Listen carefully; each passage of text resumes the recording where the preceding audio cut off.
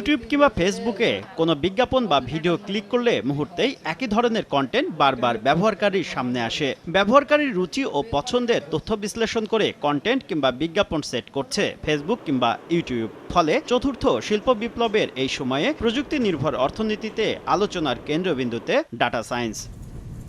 পরিসংখ্যান বলছে প্রতিদিন ইন্টারনেট দুনিয়ায় 2.5 ট্রিলিয়ন বাইটস তথ্যের উৎপত্তি হয়। এআই, চ্যাট জিপিটির মতো প্ল্যাটফর্মের কারণে আগামী 2 বছরে তথ্য উৎপাদনের হার অন্তত 50 গুণ বাড়বে বলে ধারণা করা হচ্ছে। এসব তথ্য বিশ্লেষণ করে বর্তমান ও ভবিষ্যতের ব্যবসায়িক কর্মকৌশল নির্ধারণে ডাটা সায়েন্সে বিশেষজ্ঞ কর্মী খুঁজছে অ্যামাজন, গুগলের মতো বিশ্বের বড় প্রতিষ্ঠানগুলো। খাত সংশ্লিষ্টরা বলছেন শুধু যুক্তরাষ্ট্রে 2026 সাল নাগাদ ডাটা সায়েন্স খাতে কর্মসংস্থানের হার বাড়বে 26 থেকে 27%। 2030 সাল নাগাদ এটা বেড়ে দাঁড়াবে 43%। দেশেও দক্ষ কর্মী খুঁজছে মোবাইল অপারেটর সহ অন্যান্য প্রতিষ্ঠান। চতুর্থ শিল্প বিপ্লবের চ্যালেঞ্জ মোকাবেলায় উদ্যোগী বাংলাদেশও। দেশে প্রথমবারের মতো 2টি বিশ্ববিদ্যালয়ে পড়ানো হচ্ছে ডাটা সায়েন্স। এর মধ্যে স্নাতকের পাশাপাশি স্নাতকোত্তর পর্যায়ে ডাটা সায়েন্স পড়াচ্ছে ঢাকা বিশ্ববিদ্যালয়। প্রতি ব্যাচে 50 জন শিক্ষার্থী পাচ্ছেন ডাটা সায়েন্সে পড়ার সুযোগ। এখন পৃথিবীতে অনেক ডিমান্ড ডাটা সায়েন্সে। আর আমার পার্সোনালি ভালো লাগার কারণ হচ্ছে আমি এমন একটা সাবজেক্টে পড়তে চাচ্ছিলাম যেখানে আমি আমার অ্যানালাইটিক্স স্কিলসগুলো একটু শিখতে পারবো, কিছু ম্যাথমেটিক্স থাকবে, কিছু প্রোগ্রামিং থাকবে। এই সব মিলিয়ে এই মিশ্রণটা যেহেতু এক সাবজেক্টের মধ্যে পেয়ে যাচ্ছি, এই কারণে ভালোই লাগছে।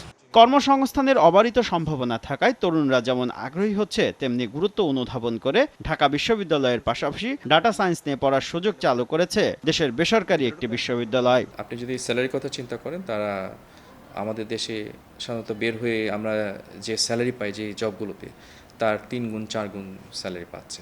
এবার স্নাতক প্রথম বর্ষ চালু হয়েছে, আবার মাস্টার্সও চালু হয়েছে। প্রথম বর্ষে 50 জন স্টুডেন্ট ভর্তি হয়েছে, এটা আগে থেকে হয়ে আসছিল। এই সংখ্যাটা 85 আছে এখন, যেহেতু আমাদের কলেবর, আমাদের এখানে বিল্ডিং, আমাদের ক্লাসরুমের ফেসিলিটি বা ক্যাপাসিটি, এই সব কিছু বিবেচনায় 50 জনের বেশি আমরা নিতে পারি না। 2041 সালের মধ্যে স্মার্ট বাংলাদেশ গড়ার লক্ষ্য নির্ধারণ করেছে সরকার। দেশে গড়ে উঠেছে 4 টায়ার ডাটা সেন্টার। এছাড়াও দেশি বিদেশি প্রতিষ্ঠান ডাটা সেন্টার নির্মাণের আগ্রহ প্রকাশ করেছে। সব মিলিয়ে 2041 সাল নাগাদ ডাটা সায়েন্সে দক্ষ অন্তত 10 থেকে 15,000 কর্মী দরকার। ক্লাউড সিকিউরিটির জন্য আমাকে স্পেসিফিক লোক নাই যারা ক্লাউড সিকিউরিটি নিয়ে কাজ করে, কিন্তু এটা যদি অনার্স মাস্টার্স করা একটা ছেলে আসতো, তাহলে আমার জন্য ভালো হতো। এখন আমাকে কী করতে হচ্ছে? আমাকে সিএসসি, ট্রিপলি এইগুলি দিয়ে কাজ চালাতে হতো। আগামী 5 বছরের মাথায় আমাদের অ্যাটলিস্ট 3 থেকে 4,000 দক্ষ কর্মী লাগবে, যারা ডেটা সায়েন্সের মাধ্যমে আমাদের এই সরকারের যে বিশাল তথ্য ভাণ্ডার, এখান থেকে তো আমাদের অনেক বেশি ইনফরমেশন এক্সট্র্যাক্ট করে সেটাকে আমাদেরকে আরও রিফাইন করা এবং এইটাকে এআই বেস ডিসিশন মেকিংয়ের দিকে যেতে হবে। ঘাটতি মেটাতে দ্রুত দেশের অন্যান্য বিশ্ববিদ্যালয়ে ডাটা সায়েন্স পাঠদানের সুযোগ বাড়ানোর পরামর্শ দিলেন বাংলাদেশ ডাটা সেন্টার কোম্পানির এই পরিচালক। তারা যত বেশি এটাকে প্রমোট করবে। শুভ খান, সময় সংবাদ, ঢাকা।